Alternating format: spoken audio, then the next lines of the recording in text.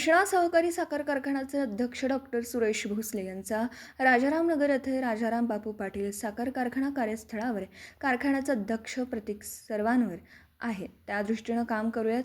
देवराज पाटील म्हणाले, राजाराम बापू व कृष्णा या दोनही साखर कारखान्यांनी आमदार जयंतराव पाटील व डॉक्टर सुरेश भोसले यांच्या मार्गदर्शनाखाली सातत्याने परिसरातील शेतकरी व कामगारांचे प्रश्न सोडवले आहेत.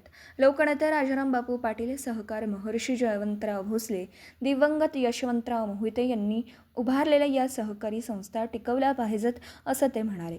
माजी जिल्हा परिषद अध्यक्ष देवराज पाटील, पैलवान अप्पासाहेब कदम, राजाराम बापू कारखान्याचे उपाध्यक्ष विजयराव पाटील, बाळासाहेब पाटील, सुस्मिता जाधव, संजय पाटील, डॉक्टर अशोक पाटील, राजाराम बापू साखर कारखान्याचे संचालक बाळासाहेब पवार, विठ्ठल पाटील, दिलीपराव देसाई, दादासाहेब मोरे, शैलेश पाटील, अतुल पाटील, राजकुमार कांबळे, अमरसिंह साळुंखे, संजय पाटील, ब्रह्मानंद पाटील उपस्थित होते.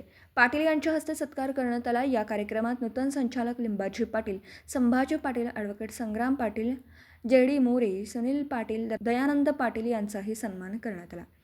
डॉक्टर सुरेश भोसले यांनी कृष्णा कारखान्याचे साखर वाळवा तालुक्यातील नूतन संचालक तसेच राजाराम बापू उद्योग समूहातील पदाधिकाऱ्यांसमवेत राजाराम बापू साखर कारखाना कार्यस्थळावर दिवंगत बापूंच्या पुतळ्यास पुष्पहार अर्पण करून अभिवादन केलं.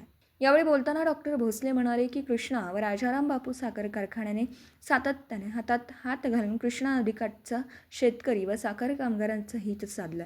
साखर कारखानदारी टिकवण्याची जबाबदारी सर्वांवर आहे, त्या दृष्टीने काम करूया. देवराज पाटील म्हणाले, राजाराम बापू व कृष्णा या दोनही साखर कारखान्यांनी आमदार जयवंतराव पाटील व डॉक्टर सुरेश भोसले यांच्या मार्गदर्शनाखाली सातत्याने परिसरातील शेतकरी व कामगारांचे प्रश्न सोडवले आहेत.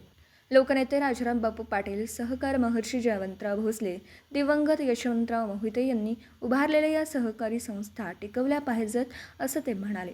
माजी जिल्हा परिषद अध्यक्ष देवराज पाटील, पैलवान अप्पासाहेब कदम, राजाराम बापू. दिवसभरातील घडामोडींचा आढावा घेण्यासाठी पाहत रहा N24 मराठी न्यूज चॅनल.